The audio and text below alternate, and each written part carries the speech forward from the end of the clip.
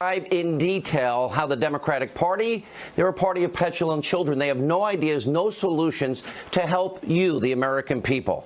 Now, they proved it all last night by sitting on their hands last night and pouting like children while President Trump was highlighting America's successes at the State of the Union address. And the out-of-touch liberal media hysterical over President Trump's speech that you, the American people, overwhelmingly approved of. We're going to show you the many unhinged examples. Also breaking right now, we have sources are telling us that the release of the highly classified memo showing massive FISA abuses against the Trump campaign could happen as early tomorrow, perhaps as late as Monday. Plus, some top-ranking FBI, DOJ officials are absolutely terrified at this hour about what that memo will expose, and they should be. We'll explain, and that and much more in tonight's Breaking News Opening Monologue.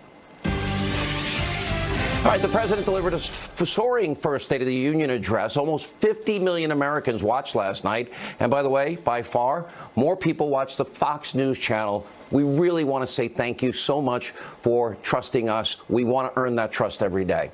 Now, the speech highlighted the president's many accomplishments, and he touted how he is now enacting Reagan-style conservative principles, and they're working. Now, of course, the vast majority of Democrats, led by negative Nancy Pelosi, they hated every single second of it, and it was obvious. And they sat on their hands with a scowl on their face, refusing to applaud things you would think they'd want to applaud. Historically low unemployment in the country. Now, just take a look at some of the examples of the Democrats just playing petty partisan politics. Take a look. We are finally seeing rising wages. African-American unemployment stands at the lowest rate ever recorded.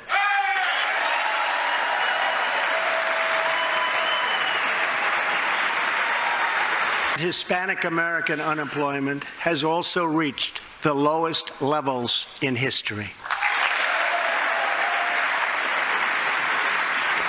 All right, we're going to have more on the Democrats' ridiculous behavior. That's coming up later in the show. You see, the left in America, they have no ideas. They have no solutions. They don't stand for anything except they're against President Trump. They hate President Trump. Now, Congressman Luis Gutierrez even walked out of the speech during chants of USA, USA, and his excuse? Oh, he had to get ready for an interview. White House Press Secretary Sarah Sanders is calling out Pelosi and the Democrats with some really, really powerful truth. Take a look. I think Nancy Pelosi looks like that all the time. I think she should smile a lot more often. I think the country would be better for it. She seems to kind of embody the bitterness that belongs in the Democrat Party right now. I think last night was a good step forward. Hopefully they can let go of some of that. And they have to make a big decision. They need to decide, Chris, do they love America more than they hate this president? And are they willing to put some of those differences aside, come together, and do what's right for this country? Now, wouldn't that be great? What a terrific point. Come together, fix the country, help the forgotten men and women. Well, will Democrats ever put the country before the hatred of the president? Interesting question to ponder. Now, we have our doubts. Remember, they supported 8 years of Obama's failure. We had 13 million more Americans on food stamps, 8 million more in poverty, the lowest labor participation rate since the 70s, the worst economic recovery since the 40s, the lowest home ownership rate in 51 years, and Obama accumulated more debt than every other president before him combined. And he was the only president never to reach 3% GDP growth in the course of his presidency in any one given year. And then you have the liberal mainstream media. They are in full breakdown, freak-out mode over the president's successful State of the Union address. You can't make this up. Their bias is so transparent. What you saw tonight was President Trump, I think, and with one hand reaching out his hand to Democrats, and with the other hand holding up a fist. If the president met with me after the speech, I would say to him, well, that was how not to give a unifying speech. Again, sort of stoking, I think many would say, racial tensions by bringing up this issue of kneeling.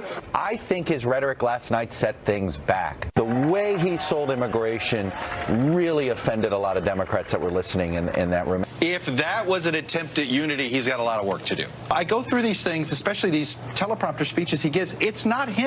But you can tell he's reading it.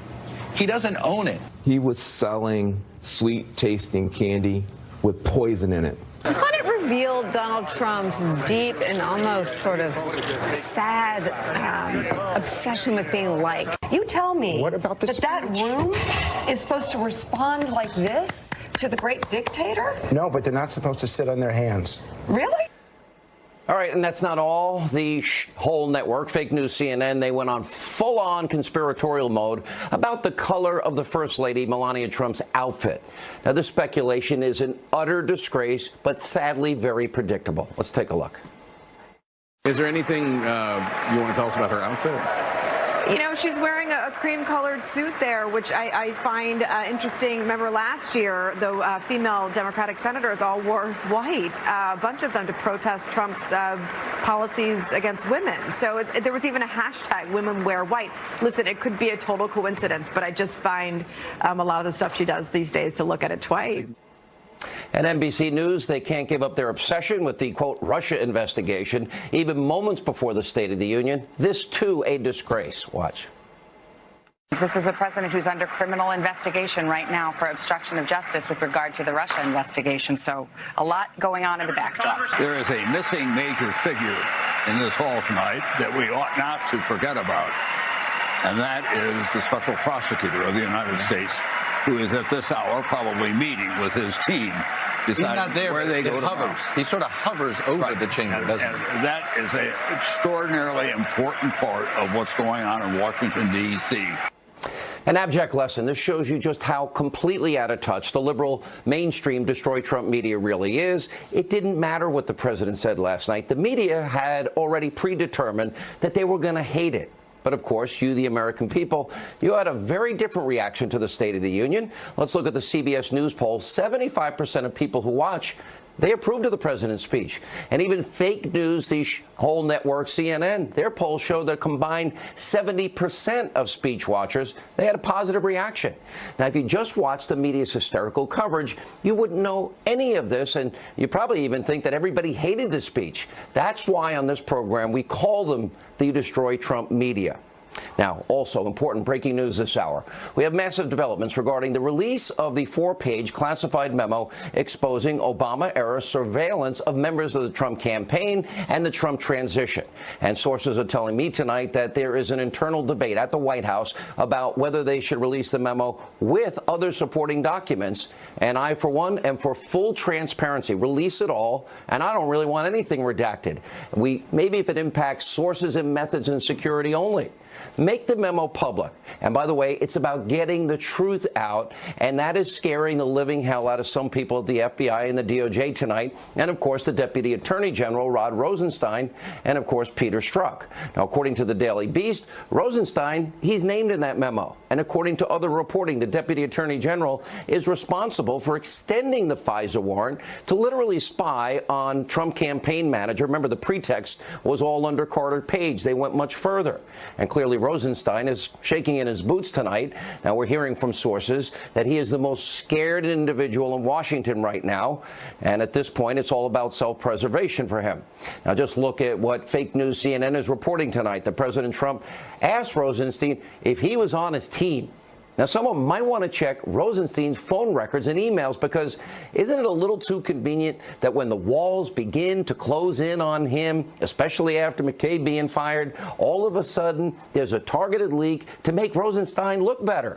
Now, the FBI is also trying to attack the memo. And Peter Strzok, he's trying to distract away from his own scandals by selectively leaking information to CNN to try and make himself look better.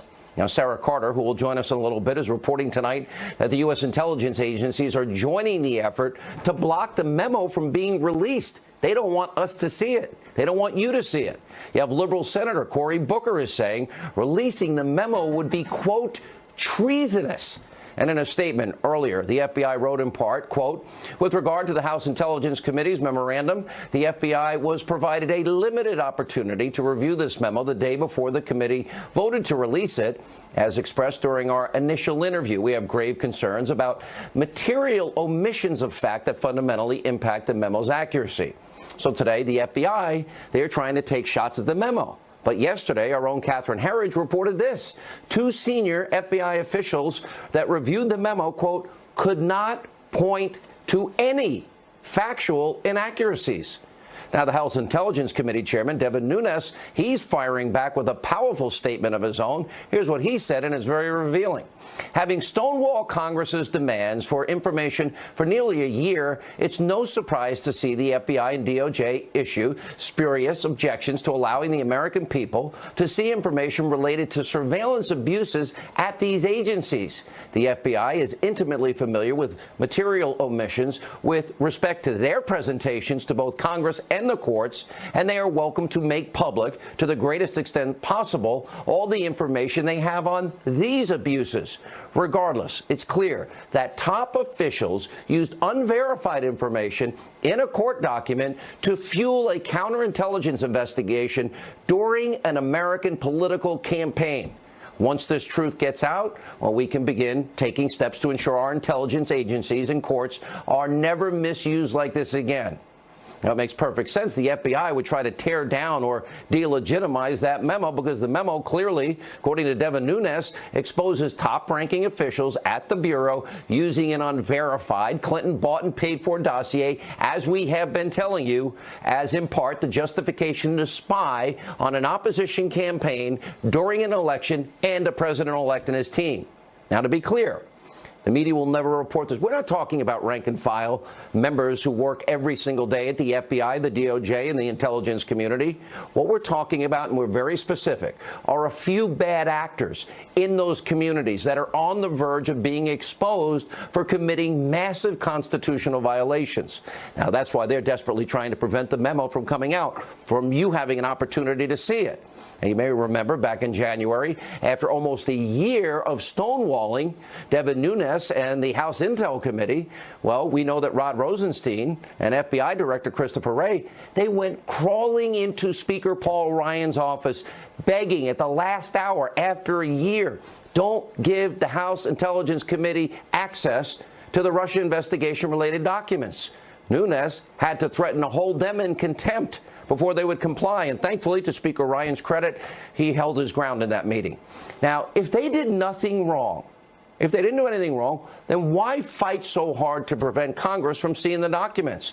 Release the memo. Release the underlying documents with it, the documentation of it all. And if they did nothing wrong, well, then they were why are they trying to stop the memo from coming out?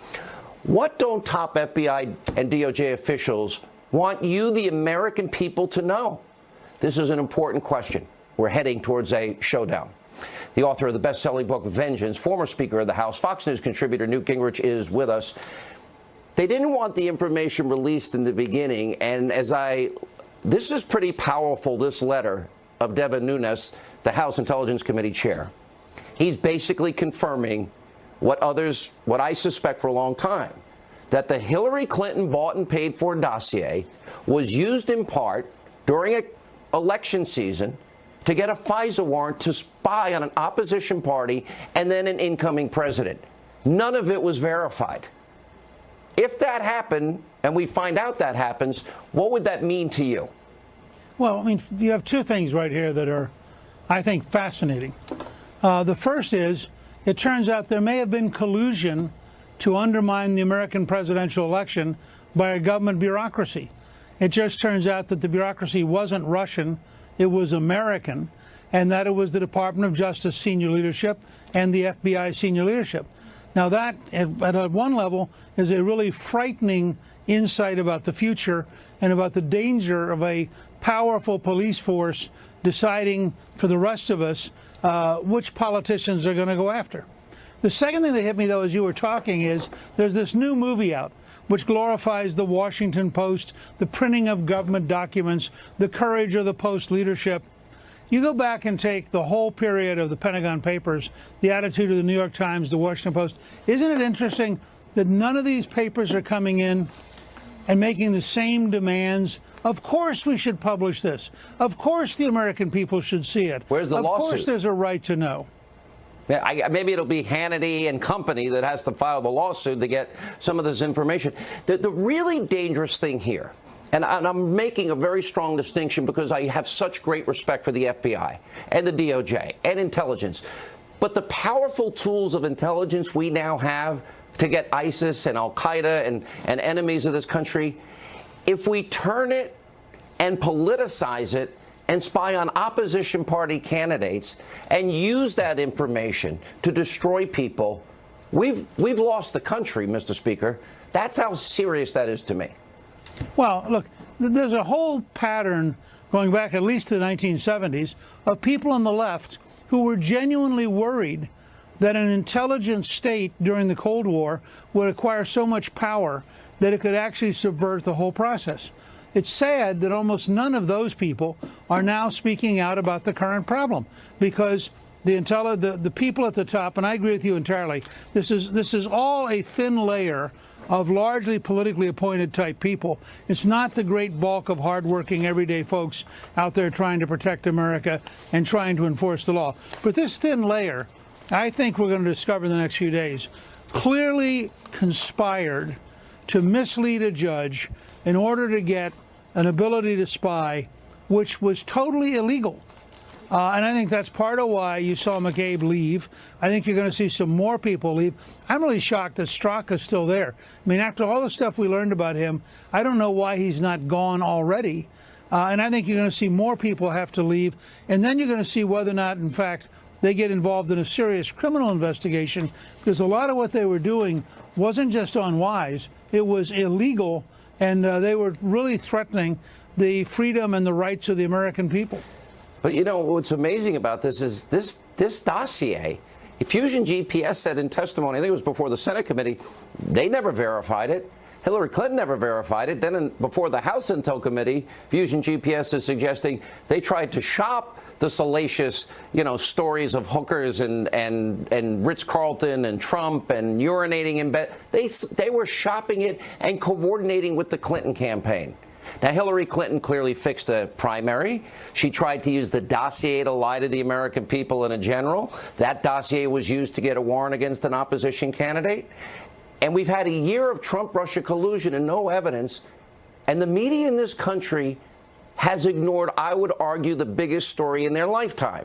This is bigger than Watergate. That's like Watergate's like stealing a Snickers bar from a candy store or a drugstore in comparison. Is this hyperbole or am I accurate? Well, I mean, I'm not sure I'm quite into the Snickers bar versus, say, stealing an entire automobile, but I know where you're going with this. I think it's remember, the elite media is part of the deep state. The elite media group has survived by being in collusion with the senior bureaucracy, the city of Washington, the senior reporters, the senior bureaucrats, the senior lobbyists. They all hang out together. They all talk to each other. They all compare notes. But you're exactly right about the scale of this. And this is what people, when they get to read this, what the American people need to understand is that the Obama administration, in a series of steps that clearly violated the law, tried to both protect Hillary Clinton and tried to destroy Donald Trump. And both actions were illegal. And we're now in a situation, I believe, where you're going to see a requirement in the near future for an independent counsel literally to clean out the senior FBI and the senior Justice Department, and to go after people who've left office who were part of the Obama team that was so clearly violating the law. What do you make of this massive disconnect? The president has a State of the Union address. We have great news. We've got 2.4 million new jobs. We've got 2 million fewer people that are on food stamps. The president gives all this great economic success. People are now building factories and manufacturing centers, and taxes are down. Americans are getting a lot more money starting February 1st in their pocket. He's trying to keep the country secure. You get one reaction from the news media, and you get another reaction, even with the CBS poll and the CNN poll, that shows something very different. What do you say about that disconnect? Well, I keep telling you, the elite media in the United States is not neutral. They're not referees. They're the offensive wing of the other team. And the elite media, and you saw some of this in the clips you had, some of which are frankly outrageously anti-Trump in a way that's almost bizarre. These are folks who are so deeply hostile to what Donald Trump is trying to accomplish that they are fully as much a part of the opposition as is Nancy Pelosi or Chuck Schumer. And that's part of why you're getting this unbelievably biased coverage. I must say, when I watched last night, and I saw the president say, we have the lowest black unemployment in history, And nobody in the Black Caucus could applaud. I thought to myself, I mean, who are they loyal to? If they're not happy that their constituents have a job, if they're not happy that the tax cuts really dramatically help their congressional districts, then who do they represent? And I think this is a real challenge to the entire left-wing ethnic leadership in America. We have that montage and a lot more coming up. Mr. Speaker, thank you. When we come back, the memo from the House Intel community could be released as early as tomorrow. Sarah Carter, Greg Jarrett, Fox News contributor Sarah Carter, and Fox News legal analyst Greg Jarrett. I have a source, Matt, that actually suggested to me that is as shocking as this 4-page memo is going to be, the foundational information by which it was written, it's going to come on the heels of it, and it's going to be like a slow drip. There are those that are saying, release it all. Would that be a good idea? That's what so many of us have called for. We believe the memo should be released and that supporting documentation that doesn't reveal sources or methods should also be available for the American people to review. But it's important to note, Sean, this memo lays out facts. These are not opinions. This is not conjecture. These are facts assembled by the Intelligence Committee staff and then presented to the members of that committee. I have every confidence that this will persuade the American people that we've got to make major changes in not only the people that are currently in some of these agencies of government, but also in the regulatory structure so that this type of behavior never happens again. But if it's a document that fueled an intelligence investigation during a political campaign that's unverified, isn't that basically saying in Devin Nunes' statement that the dossier bought and paid for by Hillary was actually used to get a FISA warrant in an election year against an opposition party candidate? I think my reading comprehension is pretty good. Well, Sean, as you know, to answer that question with particularity would violate the terms of our non-disclosure agreement. I can say that I believe that many of the issues that have been discussed in the public square You can confirm I have good reading comprehension skills. Can you confirm that? Undoubtedly. You demonstrate them each and every night on television. All right, Sarah Carter. What we see tonight, to me, is so transparent and obvious. Rod Rosenstein wants to look better. He's scared to death. And Peter Strzok wants to look better. Why he's even still working at the FBI is a mystery to me. But you have sources tonight, and you're breaking some new information. That's right. I mean, it appears that there's a concerted effort on the part of the FBI, members of the intelligence community, and the Department of Justice to try to force the president to delay the release of the memo. And they're doing this in an effort to buy time, according to sources that I've spoken with, so that they can leak information to try to find a way to either discredit the memo or placate those members of the DOJ that don't want to see this released. Sean, they are terrified about the American people finding out what's in this memo because it does expose members of the DOJ, members of the FBI, and others violating. And it names names, and it actually shows extensive FISA abuse. This needs to be made public. The American people have a right to see this, and the intelligence people I've spoken with and U.S. officials who are familiar with this memo say this memo in no way violates the intelligence community's standards as far as disclosing anything that would be related to national security. Sean, this is Greg, I think you have equally... Let me interrupt right there, Sean. If people are trying to convince the president not to release this memo, they're not going to be successful. He said on the floor last night when Congressman Jeff Duncan was pressing him that he was going to release it, and he said, imagine what would happen if we didn't. So he knows the American people are demanding it. Greg Jarrett, I'm reading Devin Nunes' memo back in response to the FBI. Rod Rosenstein, remember, just within hours, they were looking for these documents for a year. And just hours before the deadline, it was Rosenstein going, begging, pleading with Paul Ryan. Don't release it. The same thing is going on today about the memo here. I assume you have the same reading comprehension skills that I do. Right. And what I'm reading is that the dossier was used, at least in part, to get a FISA warrant to spy on an opposition party candidate in an election year, and that dossier was full of Russian lies paid for by Hillary. And that would be a crime called deprivation of rights under color of law, punishable by 10 years. You can't use a false document to spy on somebody. Or unverified, but it is false. And if they alter the 302 forms, the witness forms, well, that's obstruction of justice. Look, Rosenstein and the FBI must think everybody in America is really stupid. That they're compounding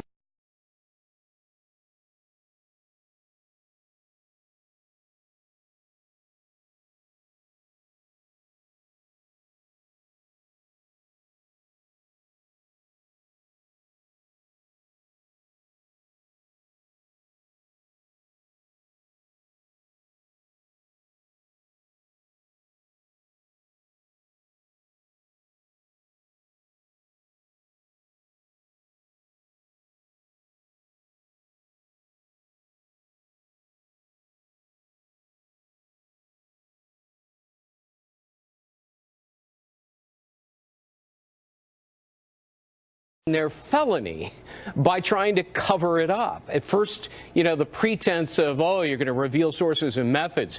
They've now dispensed with that fiction, and now they're saying, well, it's omissions. Well, they're the ones who are responsible for the omissions. They've been trying to obstruct a legitimate investigation by Congressman Gates and others on Capitol Hill, which have oversight responsibility under the Constitution.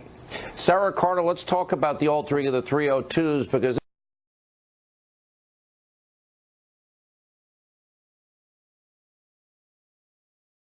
this came up in the McCabe firing. This is beyond serious. You have reporting on this. Can you share it tonight? Well, what we know is this, and what I know is this. I've spoken to a number of sources who have said that McCabe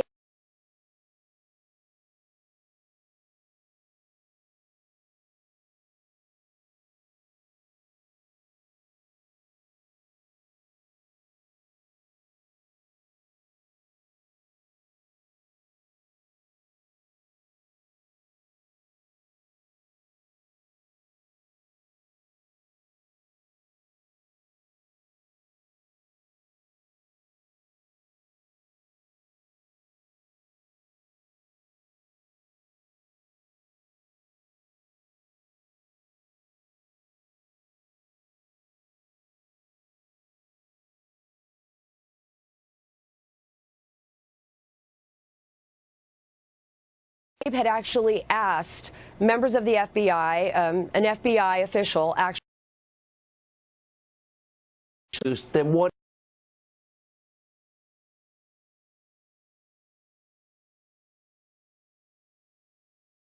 Kept reauthorizing the.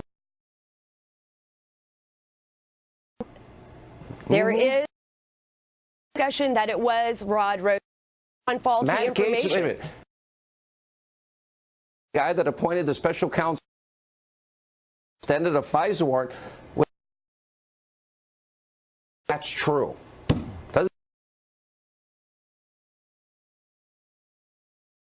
False information on a false FISA warrant? Disagree. I believe a fiction that it never should have. People would hold that view once they read this memo. All right, release the memo. Let the American people see it. Release the supporting documents. Methods, sources, national security. Beyond that, release it all. All right, thank you all. When we come back, Dr. Sebastian Gorka, Dan Bongino, they weigh in on. So the president gave a powerful State of the Union address. He praised the nation and called for bipartisanship to pass an American agenda that works for us, works for you. Let's take a look. Let's begin tonight by recognizing that the state of our union is strong because our people are strong. This, in fact, is our new American moment. There has never been a better time to start living the American dream. So to every citizen watching at home tonight, no matter where you've been or where you've come from, this is your time. If you work hard, if you believe in yourself, if you believe in America, then you can do it. Is Preston Sharp, a 12-year-old boy from Redding, California, who noticed that veterans' graves were not marked with flags on Veterans Day. he decided all by himself to change that. Preston's reverence for those who have served our nation reminds us of why we salute our flag, why we put our hands on our hearts for the Pledge of Allegiance, and why we proudly stand for the national anthem.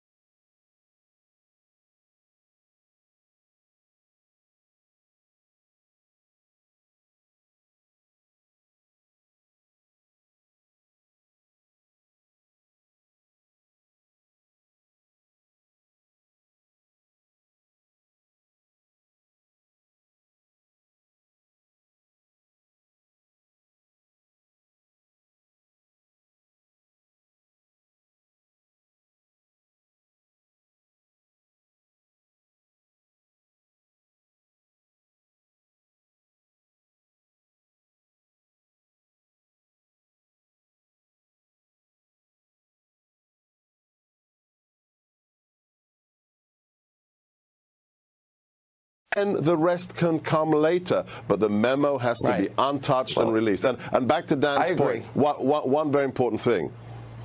What we saw last night is a clear example. The Democrats love power. The speech last night was about loving America, like the president does, and it was illustrated for everybody to see. All right, we're going to have to run. We're a little short on time. Thank you both for being with us. All right, we're going to show you the lowlights, how disgraceful the left's behavior was last night. All right, during President Trump's address, the left showed the country just how low they're willing to go. Well, not to mince words. Their behavior, frankly, was just downright disgraceful, and they proved that they'll play petty politics at every turn. But watch how the Congressional Black Caucus literally reacted to President Trump saying that African-American unemployment is at an all-time low. Take a look. African American unemployment stands at the lowest rate ever recorded.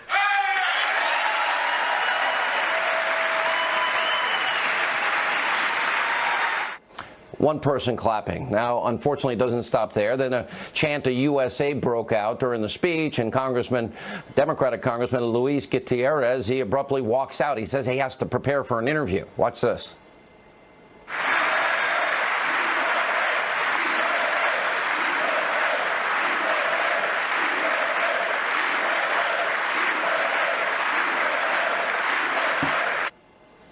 Well, I don't want to recognize the one Democrat, Senator Joe Manchin, who's criticizing his Democratic colleagues who didn't stand for the president at all. But Joe Manchin did vote against repeal and replace, did vote against tax cuts for the people of West Virginia. But anyway, take a listen to this.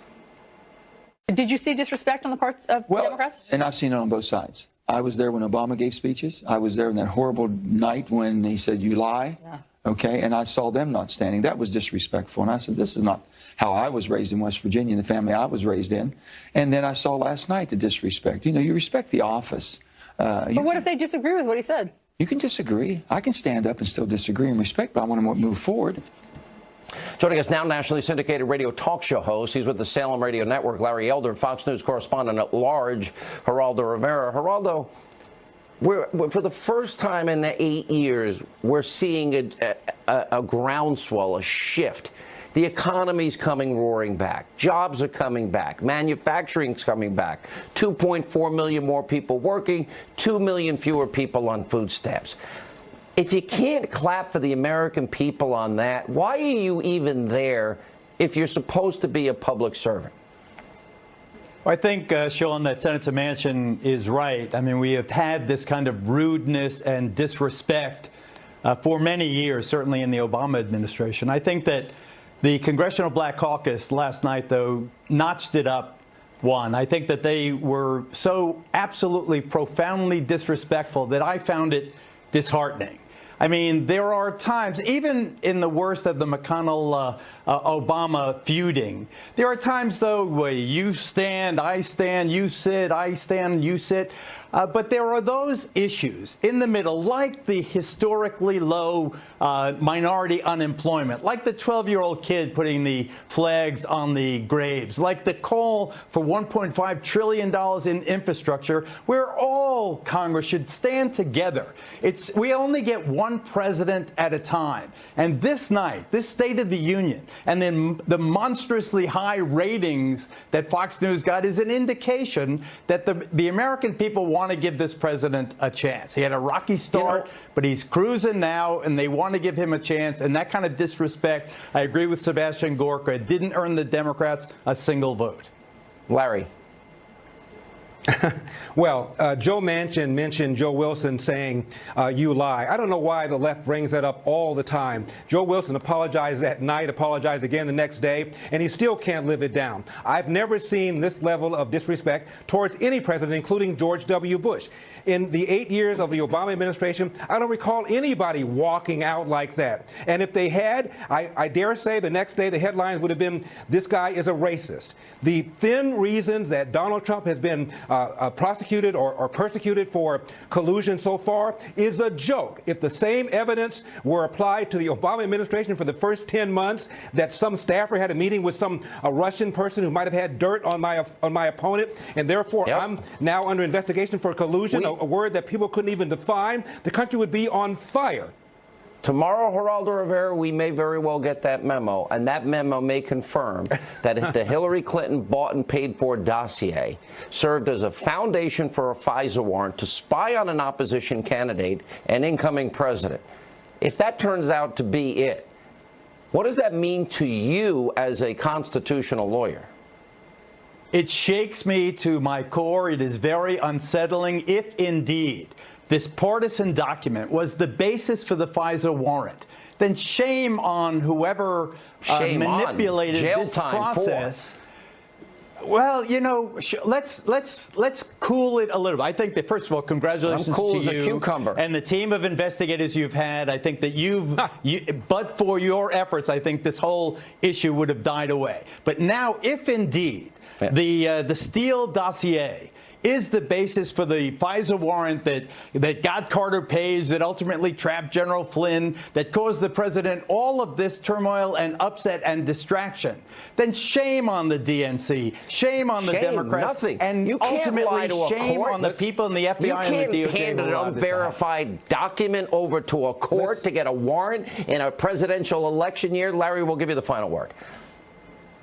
Sean, let's say this. You have the Black Lives Matter people and their supporters all talking about institutional racism and how widespread police misconduct is, including illegal profiling. But somehow the DOJ and the FBI are beyond reproach. That doesn't make any sense. Let's look at it and find out where this goes. All right, we got to roll. And as I said before, no matter what happens, Donald Trump is going to be in office for